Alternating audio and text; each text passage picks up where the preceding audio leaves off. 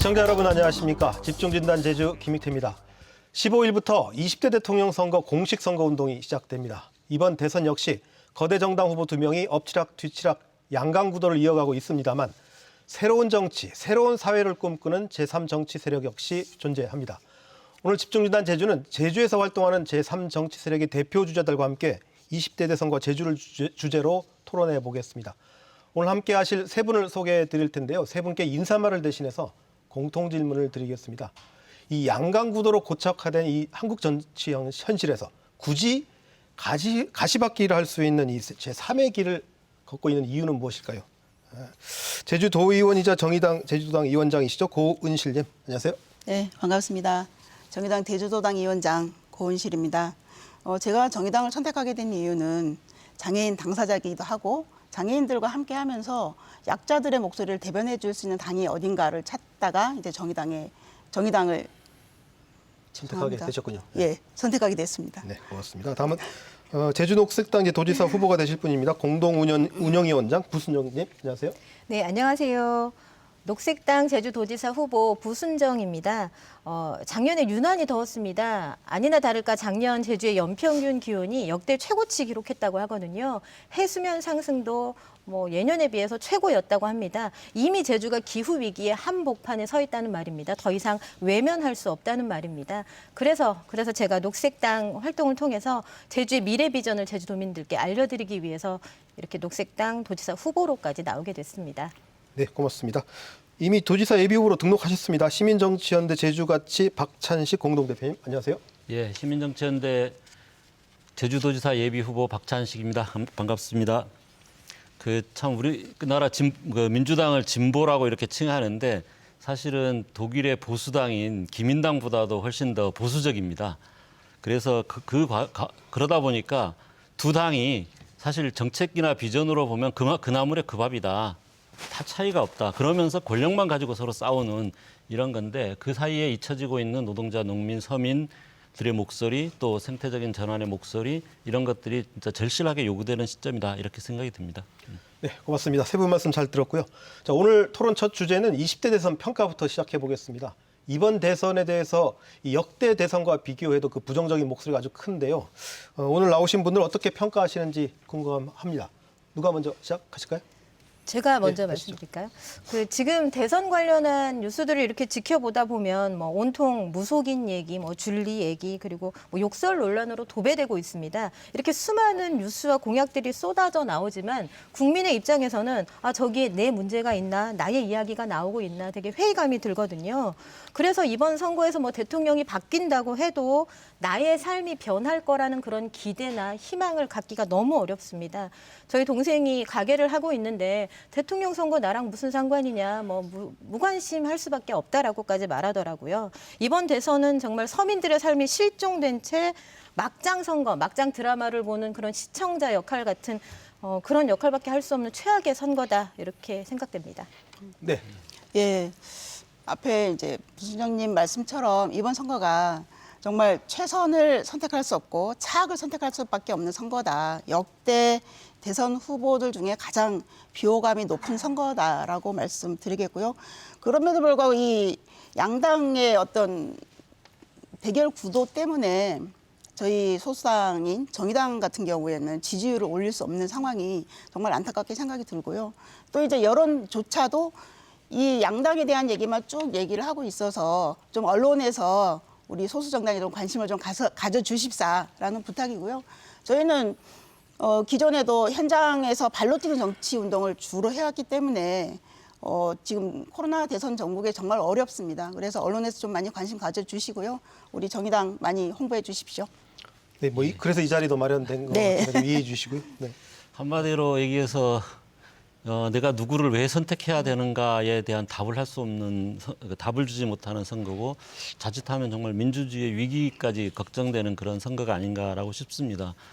조그만 공약들을 가지고 소확행도 좋지만 지금 우리가 코로나라는 전대미문의 사태를 겪은 이후에 기후위기라든가 불평등 그리고 지방과 농촌의 붕괴 이런 거대한 문제들이 지금 부딪혀 있는데 이후에 우리 사회가 어디로 갈 것인가에 대한 큰 그림을 그리고 사회적 논의가 이루어지는 그런 게 대선이 돼야 되는데 그런 게 거의 실종된 것이 대단히 안타깝고 좀 정말 이런 대선이 정말 우리의 어떤 미래에 어떻게 작용할지 참 걱정되는 선거다라고 할 수 있겠습니다. 그래서 제주에서만이라도 제주의 지방선거에서만이라도 도민들의 삶의 이야기가 중심이 될 수 있도록 이렇게 선거를 좀 준비해 나가봤으면 좋겠다. 저희 오늘 의미 있는 자리지만 저희 진보 정당 진보 세력들이 좀 더 열심히 좀 그 선거에 임해야 되겠다라는 그런 다짐도 좀 듭니다. 예, 고맙습니다. 중요한 말씀 해주신 것 같은데요. 지금 세 분이 공통적인 의견이 그래요. 최악의 선거다, 비호감 선거다, 답을 주지 못한다, 도민의 삶에 도움이 되지 못한다, 뭐 이렇게 다 비슷한 의견을 주셨는데, 그럼 이런 질문을 드려볼게요. 그럼 왜 그럴까요? 원인이 뭘까요? 원인 진단이 돼야 이 문제를 풀지 않겠습니까? 왜 이렇게 최악의 선거로 치닫고 있는지, 이런 현상을 빚게 된 원인은 무엇이라고 생각하시는지 혹시 진단해 주실 분 계신가요? 양당 정치 체계가 가장 근본적인 원인이라는 거죠. 다양한 세력들의 목소리가 비집고 들어갈 공간이 없기 때문에 양당 정치가 너 이기고 나 이기고 이렇게 각축을 벌이는 상황에서 사실은 이 구도에서 가장 이익을 보는 건 그 거대 두 양당이거든요.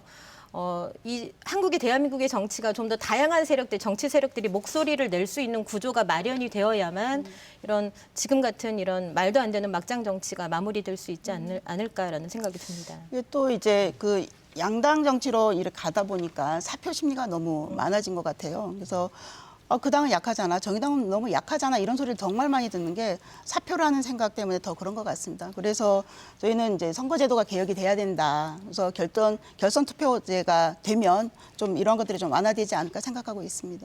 저도 아주 동의하고요. 실제로 다른 목소리를 바라는 사람들은 많은데 그쪽에다가 표를 쉽게 줄 수 없는 현실이고 대선도 그렇고 또 총선 관련 국회의원을 선출하는 선거제도나 이런 부분에 근본적인 좀 변화가 필요한 게 아닌가라는 생각이 들고요. 특히 외국계 사례를 보더라도 이 승자 독식 소선거구제를 채택한 나라들이 정치가 굉장히 또 이런 극단적인 대립은 하는데 정작 필요한 정책적인 논의들은 실종되는 경우가 꽤 많은 것 같습니다. 아무리 세 분이 좀 정치적 성향이 비슷해서 그런지 원인도 좀 비슷하신 것 같아요. 진단도. 선거 제도의 문제, 양당 구조의 문제, 사표 심리의 문제까지 말씀하셨는데 그럼 다시 또 이런 질문 던져볼게요. 그러면 자, 3세력 중에 그래도 지금 국민의당 후보는 무려 2자릿수 지지율을 차지하고 있습니다. 선거 제도의 문제에도 불구하고 사표 심리에도 불구하고. 근데 역시 정의당은 아주 답보 상태예요. 한 자리 숫자를 벗어나지 못하고 있습니다.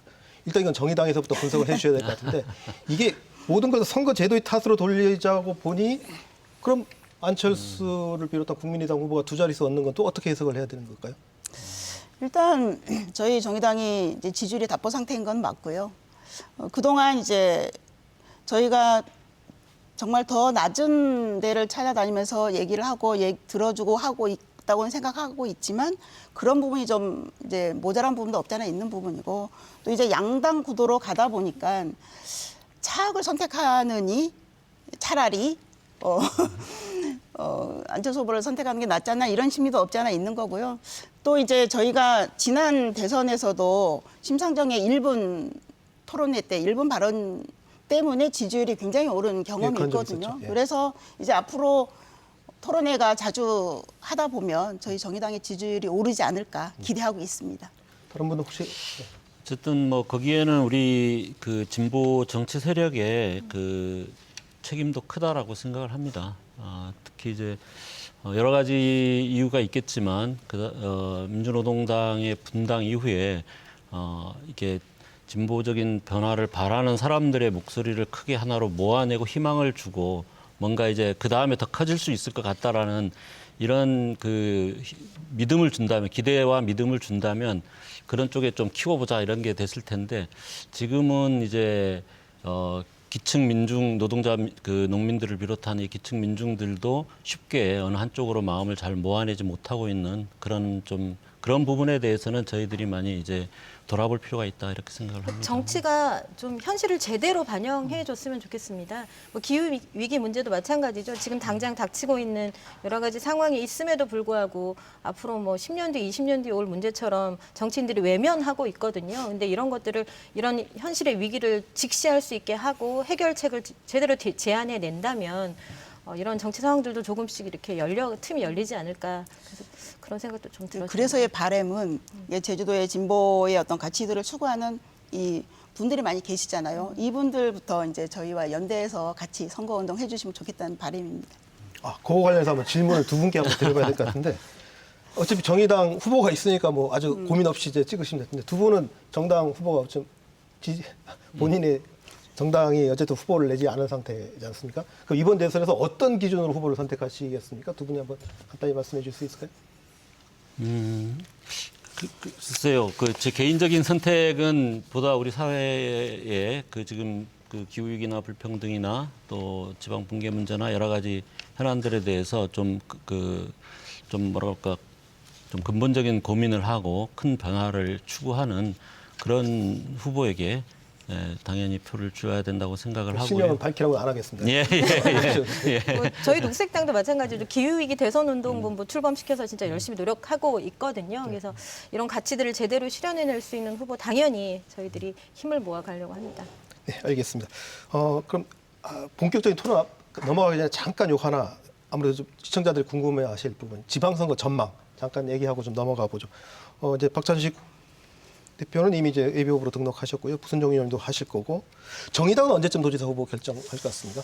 아마 이제 저희 당 같은 경우에는 대선이 맞물려 있어가지고 대선이 끝나고 나서야 저희 이제 전국적으로 후보가 결정나지 않을까 싶고요. 네. 저희가 후보는 이제 100% 이제 당원들의 투표로 이루어지기 때문에 대선 이후에 결정날 것 같습니다.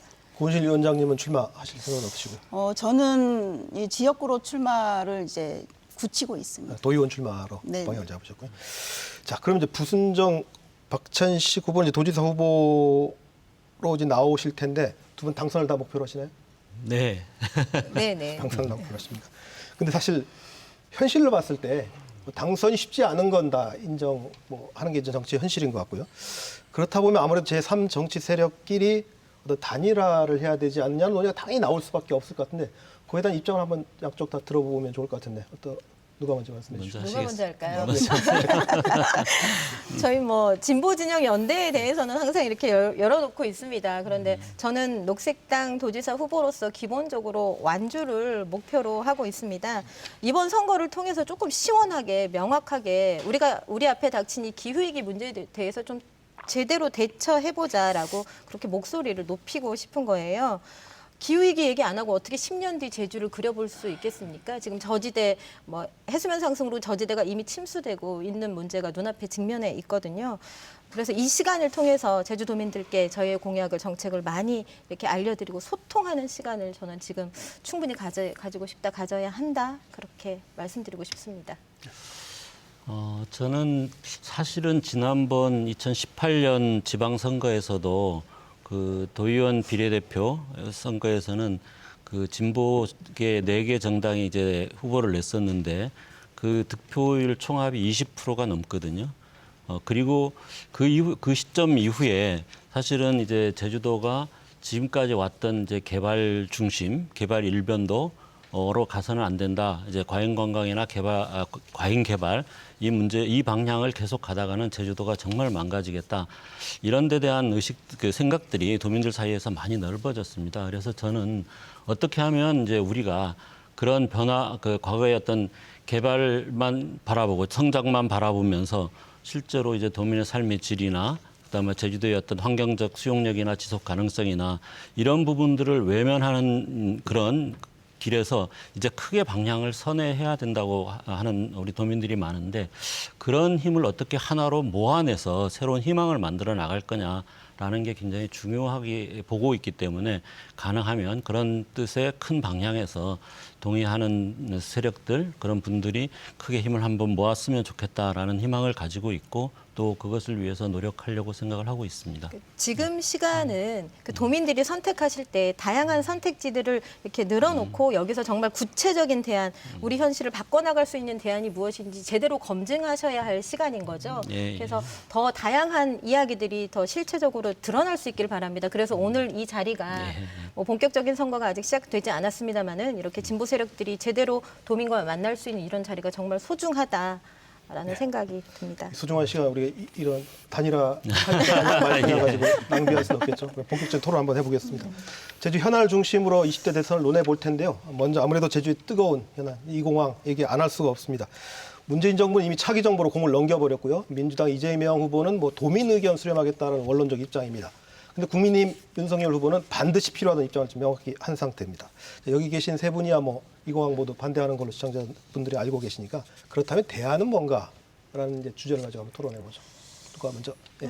저희 정의당에서는 이미 심상정 후보가 제6공항 백지화를 선언을 했습니다. 그래서 백지화를 선언하면서 그러면은 백지화 이후에 어떻게 할 거냐라고 이제 말씀을 하시는데 이 백지화가 반드시 돼야만이 앞으로 제주의 미래의 어떤 것들을 준비해 갈 수 있는 첫 걸음이다라는 말씀을 일단 하셨습니다. 그래서 하루빨리 이 백지화가 되어야만 이제 제주다움이 어떤 건지, 제주의 가치는 어떤 건지, 뭐 이런 새로운 비전을 만들어갈 수 있지 않을까라는 생각을 하고요.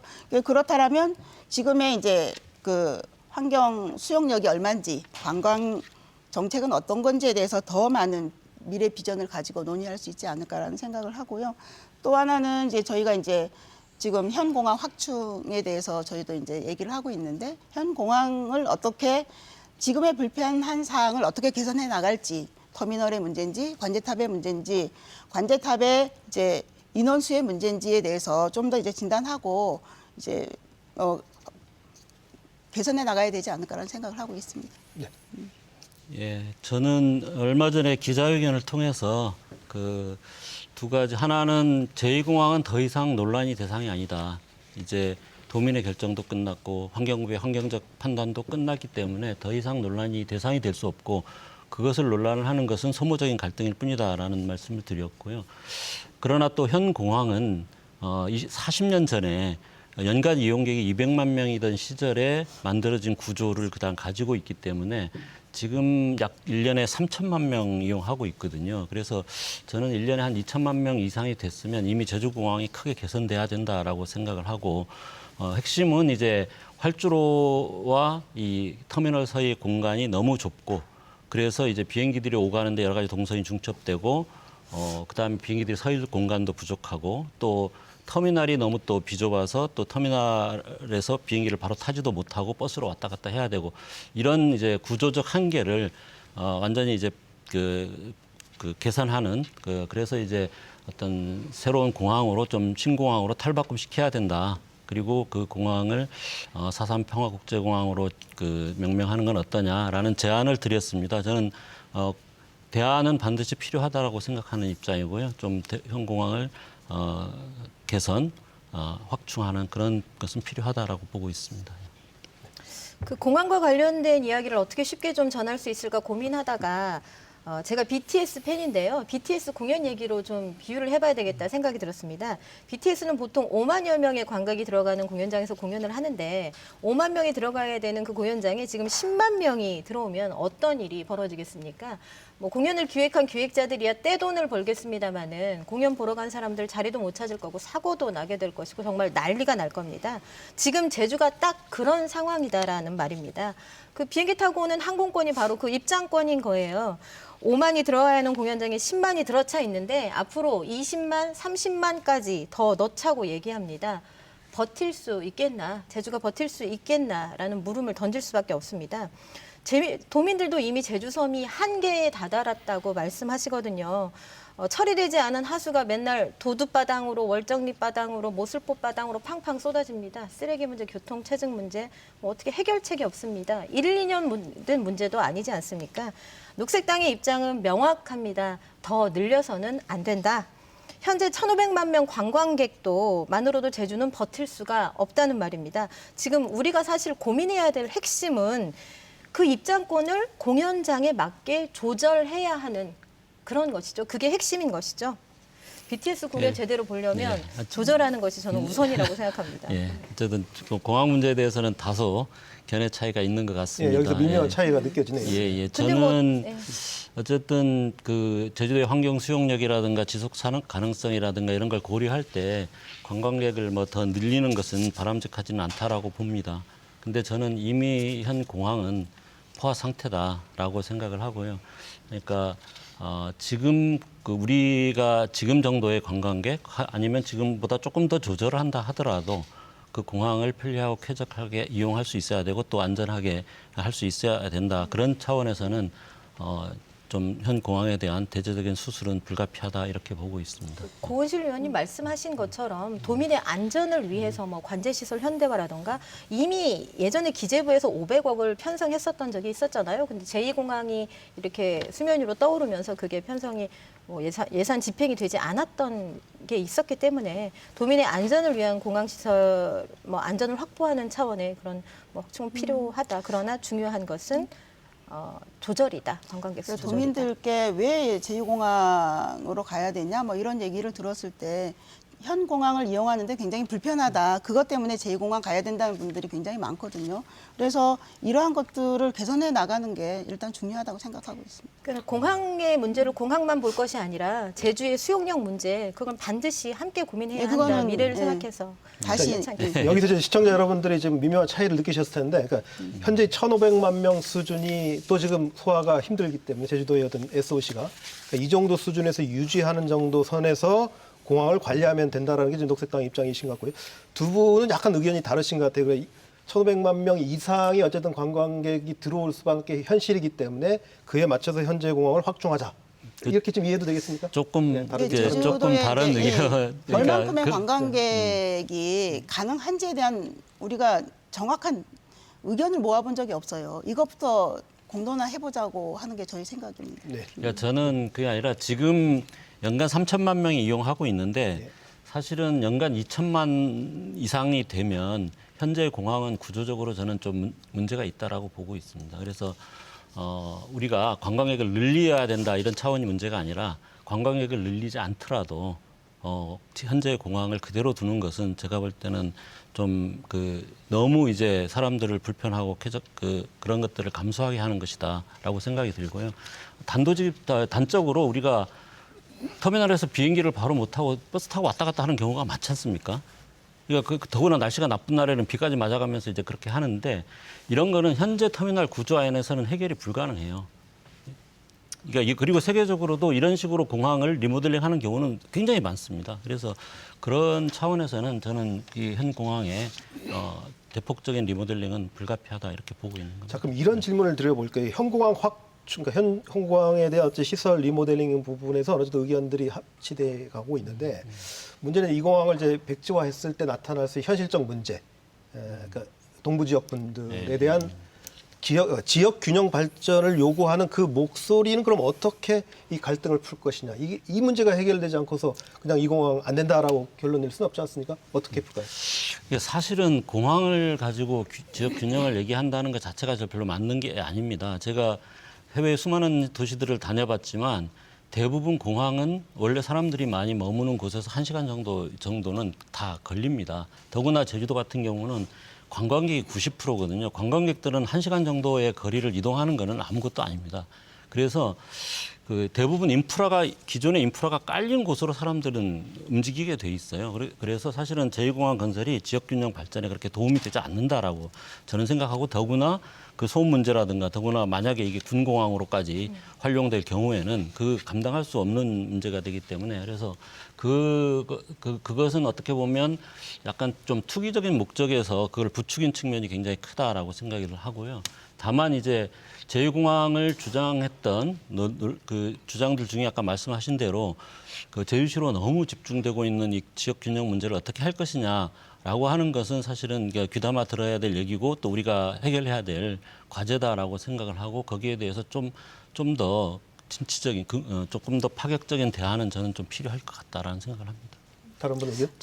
저도 비슷한 생각이고요. 뭐 제2공항이 이미 지어졌다고 해서 그쪽에 발전이 될 건가라는 기대감은 저도 이제 친정이 남원이다 보니 거기까지도 어쨌든 많은 기대를 하고 있는 것도 부모님들을 통해서 듣고는 있지만 사실 뭐 여기 현 제주공항인 경우에도 뭐 용담이나 이쪽에 발전되지는 않았다고 저는 생각을 하고 있습니다. 단지 이제 제주시, 서귀포시 이렇게 해 있지만 서귀포 지역에 좀 더 어떤 발전 계획을 좀 잘 세워지면 제2공항이 아니더라도 충분하게 발전할 가능성이 있다고 생각합니다. 또 이제 제주의 관광이 어떤 제주의 가치를 중요시 여기는 경우가 많잖아요. 그러면은 제2공항 그 부지에 제주의 가치를 심을 수 있는 얘기들을 많이 심어내면 발전되지 않을까 생각하고 있습니다. 저는 제2공항 문제에서 뭐 지역 발전 이야기가 나올 때마다 저는 정말 너무 두렵다라는 생각이 들곤 하는데요. 이미 제주에는 강정에 해군기지가 지어졌습니다. 해군기지 지어질 때부터 아이고 해군기지 지어지면 공군기지도 따라서 들어섭니다라고 강정 삼촌들이 정말 목 놓아서 외쳤거든요. 성산의 제2공항 입지 발표되고 나서 2017년 3월 그 당시 정경두 공군참모총장이 제주를 방문해서 제주도에 공군기지 짓겠다. 그 첫 후보지가 제2공항이 될 거다라고 분명히 밝혔습니다. 제2공항 문제는 사실 발전의 문제보다 해군기지를 이미 떠안고 살고 있는 제주의 상황에서 제2공항이 군사기지로까지 사용되게 되었을 때 제주의 미래는 과연 어떻게 될 것인가라는 두려움을 사실 더 이렇게 받아 안아야 한다고 생각해요. 발전의 문제, 차별이 되는 것 아니냐의 문제는 이 제2공항을 통해서 저는 해소될 수 없을 거라고 생각하고 다른 방안들을 더 심도 깊게 논의해야 한다고 생각합니다. 네, 무슨 말씀인지 이해했고요. 아마 시청자 저는 이 문제 나올 때 이 말씀 꼭 드리고 싶은데, 뭐냐면 이 문제는 이론적으로 풀 수 있는 문제는 아닌 것 같아요. 정서와 감정의 문제라서 이건 또 다른 차원에 접근할 필요가 있지 않느냐, 갈등 해소할 때. 그건 좀 나중에 혹시 도지사가 되시면 그 부분 좀 많이 염두에 두셨으면 좋겠고요. 근데 이제 이 공항 문제 사실 좀 풀기 어려운데 하나만 더 좀 짚고 넘어가 볼게요. 지금 이재명 후보가 뜬금없이 사실 해저터널 카드를 꺼내 들었습니다. 네. 지금 이 공항 문제 갈등도 좀 해법도 좀 찾기 어려운데 다시 지금 이 해저 터널이 있었는데 혹시 이거에 대해서 뭐 의견을 갖고 있으신가요? 네. 당연히 저희 정의당은 반대고요. 저는 지금 제2공항의 어떤 갈등이 풀리지 않는 상황에서 다시 해저 터널을 꺼내는 것이 일단은 도민들의 갈등을 증폭시킬 수 있다라고 생각하고, 아직 저희 당에서 어떤 당론을 모아보진 않았습니다만은 저는 해저 터널을 말씀하시기 전에 제2공항 백자를 확실하게 선언한 다음에 나머지의 어떠한 제주도의 발전을 위해서는 공론화가 좀 필요하다고 생각하고 있습니다. 예, 사실 좀 너무 뜬금없었고요. 왜냐하면 이게 정말 제주도와 관련된 고민들을 나누는 과정 속에서 나온 공약이 아니라 김포공항을 어떻게 할 것인가 가지고 얘기하다가 좀 끼워 넣는 식으로 이렇게 얘기한 것이 조금 저는 그거 자체가 좀 기분이 별로 좋지 않았고요. 어쨌든 국가적으로도 이게 20조 원 이상이 드는 건데 거기에 따른 편익이 도대체 얼마나 나올 거냐, 비용 편익 분석 차원에서도 사실은 국가 재정이라는 측면에서도 별로 바람직하지 않지만 또 우리 제주도 차원에서 물론 이제 여러 가지 물류 때문에 고민하시는 분들은 있고 나름 이제 그 얘기도 나름 합리성이 일리가 있는 부분들은 분명히 있지만, 그러나 사실은 근본적으로 저는 이제 이 해저 터널을 그동안 전라도에서 전남 쪽에서 계속 추진해 왔던 것처럼 자칫하면 정말 제주도가 전라도의 부속섬으로 다시 될 거 아닌가라는 그런 우려도 맞습니다. 없지 않다고 생각을 하거든요. 그런 의미에서 저는 좀 이 문제를 그렇게 쉽게 할 문제가 아니다라고 생각을 합니다. 제주도 일은 좀 제주도민들이 선택하고 결정할 수 있어야 한다. 좀 그런 생각이 듭니다. 맞습니다. 근데 이재명 후보의 문제 의식 중에 저는 공감하는 부분이 있어요. 그러니까 비행기가 워낙 CO2를 많이 배출하는 이제 교통기구이기 때문에 그거를 열차로 했을 경우에 감안해 봤을 경우 이게 오히려 친환경적이지 않느냐. 기후 위기 시대에 짧은 국내선 비행기는 되도록이면 줄이는 게 맞지 않냐, 이런 지적은 그렇게 할 거면 지금 새만금 공항이라든가 가덕도라든지 가덕도라든가 제2공항이라든가 이런 것부터 확실하게 정리해놓고 그런 얘기를 한다면 앞뒤가 맞는 거지만 좀 그렇죠. 예. 네, 알겠습니다. 이번 대선 사실 제주 관련 공약이 별로 없긴 없어요. 그나마 지금 논의됐던 부분이 지금 환경보전 기여금인데 뭐 이재명 후보는 환경보전기여금, 심상정 후보는 뭐 녹색 입도세 공약하셨고요. 윤석열 후보는 입도세가 아니라 부담금 형태로는 검토해 볼 수 있다. 근데 기본소득으로 사용하는데 또 반대한다. 이런 의견을 좀 냈습니다. 지난번 제주에 와서. 자, 이게 박찬식 공동대표도 환경보전기여금도 입에다 찬성하시는 예, 걸로 예. 돼 있고요. 이게 이재명 후보 같은 맥락입니까? 어떻게 해석해야 될까요? 사실 뭐 얘기하는 거는 그 뭐 이재명 후보든 심상정 후보든 다 비슷한 취지에서 얘기를 하고 있습니다. 제주도의 환경과 생태의 가치가 매우 높은데 그것을 어떻게 지속 가능하게 할 거냐라는 측면에서 일단 그 취지를 얘기를 하고 있기 때문에 그런 점에서는 큰 차이는 없다고 보고요. 다만 이제 그 환경보전기여금을 어떻게 써야 될 것인가, 어디에 어떻게 써야 될 것인가 이 부분에 대해서는 좀 이재명 후보하고는 조금 생각이 다릅니다. 사용처에 대해서. 예, 사용처나 사용 방식에 대해서는 왜냐하면 기본적으로 이거는 제주의 환경을 보존하는 근데 그 환경을 조금 폭넓게 볼 필요는 있다고 봅니다. 기본적으로는 이제 자연 생태 환경이지만 그러나 또 제주도가 가지고 있는 역사 속에서 구축되어 있는 인문 환경이라든가 예를 들어 우리 뭐 돌담이라든가 이런 것들도 중요한 제주도의 환경적 가치를 가지는데 그런 걸 포함해서 제주의 그 자연 환경과 인문 환경을 잘 보존하고 그걸 더 가치 있게 가꾸고 그래서 관광객들의 체험의 질도 높이고 또 우리 주민들에게도 소득이 돌아갈 수 있게 이렇게 하는 뭐 제 개념으로는 좀 참여 소득 방식의 그 분배가 바람직하다라고 생각을 하는데 그걸 기본소득의 재원으로 쓰는 거는 사실 금액으로 따져도 너무 적지만 저는 이제 취지에도 맞지 않다 이렇게 보고 있습니다. 정의당도 녹색 입도세 같은 의미입니까? 예, 저희 이제 정의당도 이제 녹색 입도세라고 말씀드렸지만 이제 환경 보전 기업과 같은 맥락이라고 생각하시면 될 거고요. 그 입도세라고 하면 이제 헌법에 이제 거주 이전의 자유를 침해한다는 것 때문에 이제 환경보전 기여금이라고 사용하고 있지 않습니까? 예. 그래서 같은 맥락이라고 생각하고 있습니다. 그럼 사용처에 대해서도 뭐 이제 저희 같은 경우에는 뭐 재생에너지라든지 이제 적정 관광객 수를 구상을 하고 어떻게 쓸 건지에 대해서 이제 우리가 이제 위드 코로나 시대가 지나고 나면 제주도에 관광객이 더 늘어날 수 있는 가능성이 높지 않습니까? 이게 그러면 이러한 부분은 통해서 어떻게 써야 될지는 이제 도민들과 같이 결정하면 될 것 같습니다. 녹색당은 어떤 의견이십니까? 이게? 녹색당은 이미 2018년 지방선거에서 관광객들에게 환경 보전 기여금 3만 원 부과를 공약으로 내걸었었죠. 지금 뭐 대선 후보들이 다 얘기하고 있지만, 근데 지금 4년이 흘렀습니다. 지금 시기에 보전이라는 단어는 정말 너무 소극적이라는 것이죠. 지금 적극적인 기후위기 대응과 실천이 필요할 때거든요. 예를 들면 개발을 멈추고 생태계 보전 지역을 적극적으로 확대해 나가야 한다거나 아니면 이제 다가올 재해나 재난에 대비할 수 있는 구체적인 대비책들을 마련해야 한다는 것. 그리고 마지막으로 그 제주의 자연과 환경을 활용해서 돈을 버는 그 기업들 있지 않습니까? 관광객에게 돈을 관광객 개인에게 내게 하는 것 말고 제주의 환경을 활용해서 돈을 버는 대규모 기업들에게 제대로 그 비용을 부과해야 한다. 그 예를 들어서 제주도의 온실가스 배출량 1, 2, 3순위가 모두 유명 호텔이라고 하거든요. 정보 공개 청구서를 내용을 보다 보면 모 호텔이라고 적혀 있습니다만은 딱딱딱 떠오르지 않습니까? 이산화탄소만 배출하는 것이 아닙니다.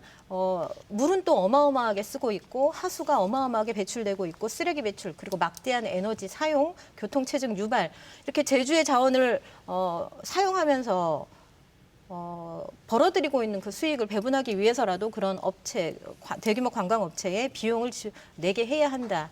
조금 더 한 발 더 나가야 한다라는 생각을 가지고 있습니다. 그러니까 관광객뿐만 아니라 네. 기업들한테 이제 탄소세 개념 네네. 형태로 받아들여야 된다. 이게 더 받아들이는 그 구입처라 그래야 되나요? 그 대상을 좀 넓히자는 그런 말씀이시네요. 그 사용처는 어떻게? 사용처에 대해서는 뭐 어쨌든 지금 제주도의 뭐 지하수 문제이든 아니면 곶자왈 문제이든 뭐 곶자왈 지역이 뭐 60% 이상이 사유지라고 하니까요. 그럼 그걸 보존하기 위해서라도 환경적으로 이 보존 기여금은 당연히 사용돼야 된다라고 생각합니다. 또 다른 의견 덧붙이시겠습니까? 네. 그러니까 저는 환경보전 기여금과 아까 말씀하신 뭐 면세점이라든가 이런 호텔에서 부과금이라든가 이런 부분들을 좀 잘 활용하면 제주도에서 그 관련된 환경이라든가 그다음에 역사라든가 문화라든가 이런 전문직 일자리 수천 개가 생길 수 있고 또 파트타임 일자리는 한 10,000여 개 이상 생길 수 있다. 그 금액을 이렇게 계산을 해보면 사실은 우리가 뭐 그 일자리를 위해서 대기업을 유치해야 되는 것처럼 자꾸 얘기를 하지만 사실은 좋은 일자리가 꼭 그런 데 있는 게 아니거든요. 오히려 이런 부분들을 활용해서 지역의 청년들이 진짜 지역의 환경, 지질, 뭐 이런 그 뭐 바다 이런 전문가로서 오히려 좋은 일자리들을 만들 수 있다라고 생각을 합니다. 그게 수천 명을 만들 수 있거든요. 수천 명을 만들 수 있는 그런 좋은 일자리를 만들 수 있는 기업이 어디 있겠습니까? 입도세든 탄소세든 환경보전기여금이든 이걸 가지고 산업까지도 연결시킬 수 있다 이 말씀이신데 근데 현실적으로 봤을 때 지금 조례 법률주의에 의해 가지고 우리가 마음대로 세금을 항목을 만들거나 하는 게 불가능하지 않습니까? 그럼 이걸 어떻게 해결해야 지금 하시는 구상을 펼칠 수 있지 않겠습니까? 그러니까 세금이 아니고 아까 말씀하신 대로 일종의 부담금인데요. 그 부담금인데 그게 지금 제주도가 그 세계 자연유산이고 세계 지질공원이고 그다음에 그 생물권 보존 지역 같은 경우는 제주도 전역이 생물권 보존 구역입니다. 그렇기 때문에 그런 그 거기에다가 습지 도시까지 돼 있죠. 그러니까 이런 환경적 가치가 국제적으로 인정된 곳에 들어가면서 그게 환경에 훼손을 했을 때 거기에 대한 부담 그것을 같이 그 환경을 같이 가꾸고 그다음에 보존해야 될 책임이 있다라는 부분은 부담금에 충분한 근거가 된다. 저는 그렇게 생각을 합니다. 교통유발 부담금 그것도 같은 마찬가지죠. 거죠. 마찬가지죠. 근데 제주도에 네. 교통유발 부담금 제대로 걷어본 적 없지 않습니까? 좀 제대로 좀 한다면 해 나간다면 충분히 뭐 가능하지 않을까 싶습니다. 예. 뭐 외국에서도 처음에는 반발하다가 2, 3년 지나면서 제도화된 사례들이 많지 않습니까? 맞습니다. 그, 예. 그런 걸로 보면 제주도에서도 가능하지 않을까 생각하고 있습니다. 이 문제와 같이 또 연관된 문제인데 결국 그 환경 중심으로 제주도를 지속 가능하게 하자 이 비전을 딱 얘기했을 경우 반대하는 사람 아무도 없어요. 예. 근데 문제는 현실로 들어왔을 때는 제주도는 난개발이고 투기가 벌어지고 있습니다. 그러니까 비전은 이런데 비전은 다 동의하는데 왜 현실에서는 이 비전이 적용되지 못할까? 그럼 대안은 뭘까? 제3세력은 이에 대해서 어떤 대안을 가지고 있을까? 이 얘기 좀 듣고 싶은데 먼저. 네. 그 현재 제주도의 제주특별자치도 세계환경 수도 조성 및 저탄소 녹색 성장 기본 조례가 있어요. 그러니까 저희 심상정 후보의 대선 그 제주도 공약에 보면 제주도를 환경 수도로 만들겠다 이런 공약이 있지 않습니까? 근데 이제 이 조례가 이미 만들어져 있고 이 조례대로 한다라고 하면 지금의 난개발은 이루어지지 않았을 거라는 생각이 들고 조례 내용에는 이미 기후 변화라든지 에너지, 자원, 저탄소, 녹색 성장, 환경 가치 보존 등이 모두 다 들어가 있어요. 그래서 이제 조례를 제대로 이행하지 않았다라는 말씀을 드리겠고, 저는 이제 그 저희 당에서는 제주도를 환경 수도로 만들자라고 하면서 그러면 어떻게 진행할 것인가 얘기했을 때 기후부지사 제도를 놓자라고 이제 저희가 주장하고 있는 거고, 그 기후부지사 밑에 녹색 환경 의회를 조성하자라고 저희가 주장을 하고 있어요. 이게 녹색 환경 의회라고 하는 것은 그 영국의 사례와 이제 프랑스 의회의 어떤 사례가 있는데 이것은 어떤 거냐면 도민들을 랜덤으로 신청을 하게 하고 여기에서 이제 뽑는 거죠. 뽑아서 제주의 녹색 환경에 관한 기후에 관한 모든 것들을 여기에서 다뤄지게 하고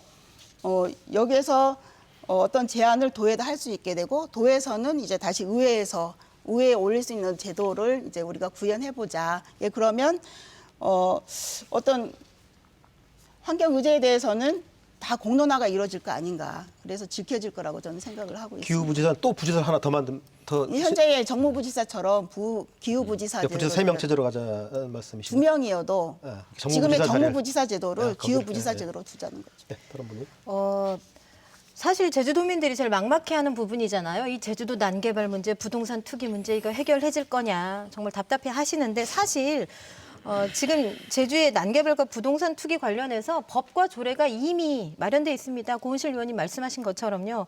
그리고 제주도 특별법 그 277조에 보면 농지 전용 특례라고 있지 않습니까? 원래 이름을 다 풀어보면 농지 전용 허가 등의 제한에 관한 특례입니다.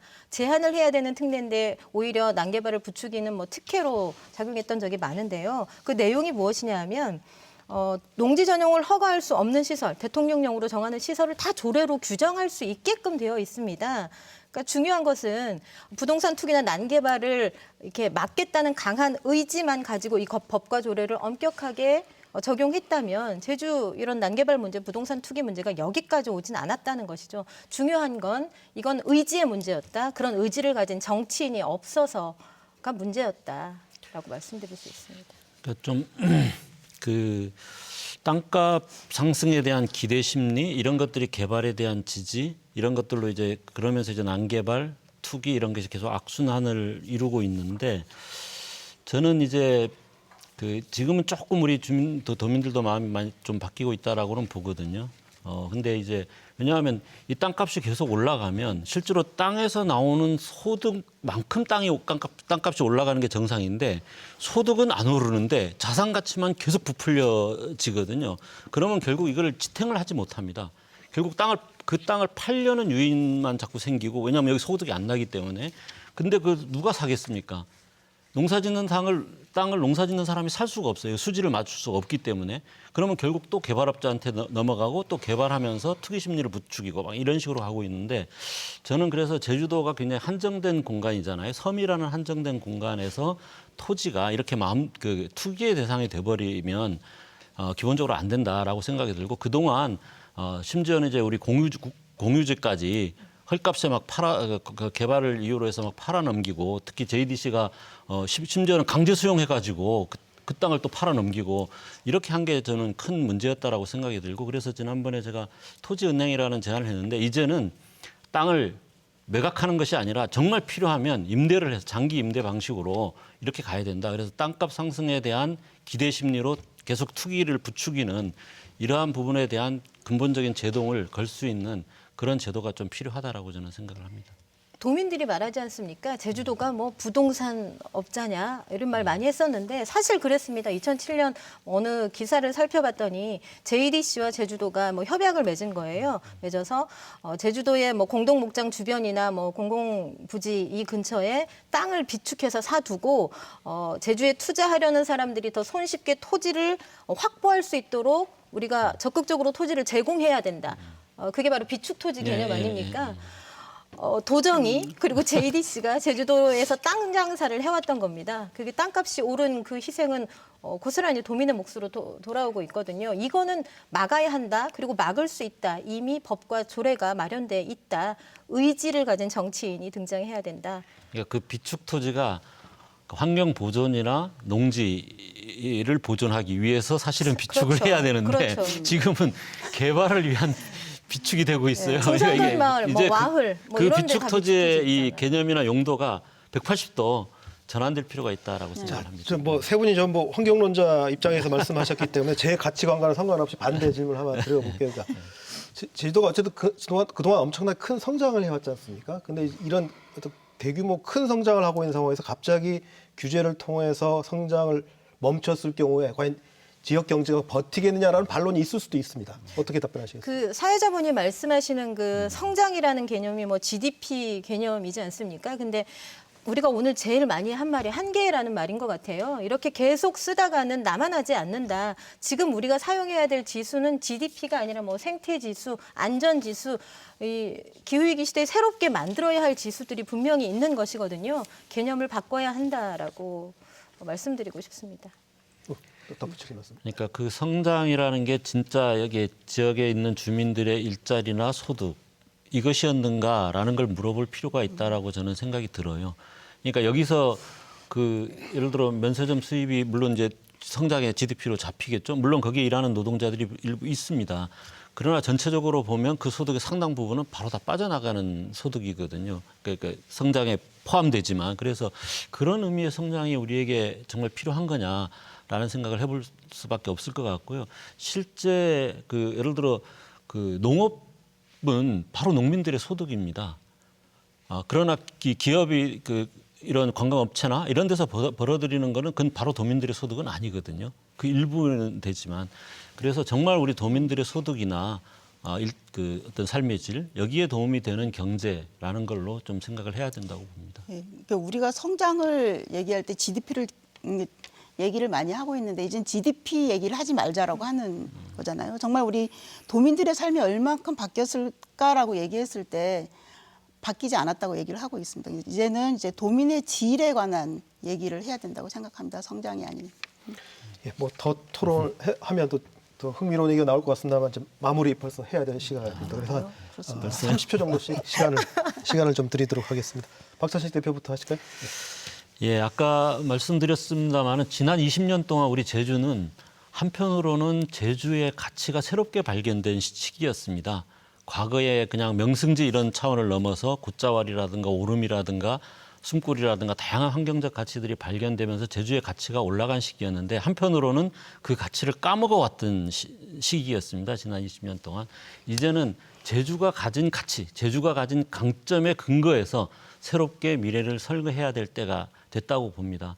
이번 지방선거가 그렇게 전환하는 계기가 되었으면 하고 저도 거기에 기여를 하려고 합니다. 감사합니다. 네, 고맙습니다. 고은실 위원장님. 예, 지금까지 진보 정당의 지지율이 5%의 지지율이 있으면 대한민국을 10% 바꿔왔고 10%의 지지율이 있으면 대한민국을 20%를 바꿔온 정당이 저희 정의당이라고 생각합니다. 이번 대선과 지방선거 정의당의 많은 응원과 지지 부탁드리겠습니다. 네, 고맙습니다. 다음 부순정 대표님. 녹색당이 뭐 하는 데냐 자주 묻습니다. 자주 물으십니다. 녹색당은 지난 수년간 비자립로에서 성산에서 도청 앞에서 시청 앞에서 제주 지켜야 된다고 제주가 못 버틴다고 피켓을 들고 목소리를 높여왔습니다. 이제는 좀 도청 안에서 도의회 안에서 저희 녹색당의 이 비전을 좀 실현해보고 싶습니다. 어신사람, 이신사람, 뭐 사람 아닌 다른 모든 생명들까지 다 어우러져서 제발 잘 사는 제주도 그리고 앞으로 쭉 살고 싶은 제주도를 꼭 만들어보고 싶습니다. 네, 고맙습니다. 오늘 뭐 하시고 싶은 말씀이 더 있으실 텐데 아마 더 기회가 있을 겁니다. 다시 그때 뵙기로 하고요. 오늘 출연 세 분 모두 감사드리겠습니다. 고맙습니다. 죽음을 앞둔 이어령 전 문화부 장관이 최근 인터뷰에서 이런 말을 했더군요. 지금은 비주류, 마이너리티가 진짜 경쟁력이 되는 세상이라고 말입니다. 하지만 한국 정치에서 비주류는 아직 그 경쟁력을 보여주지 못하고 있습니다. 물론 제3정치 세력이 아직 그만큼 능력을 갖추지 못했다고 평가할 수도 있겠습니다. 하지만 될 사람을 찍어주자라는 유권자들의 의식 또한 비주류를 진짜 경쟁력으로 만드는 세상을 가로막고 있는 것은 아닐까 질문해보면서 오늘 토론 마치겠습니다. 시청해주신 여러분 고맙습니다.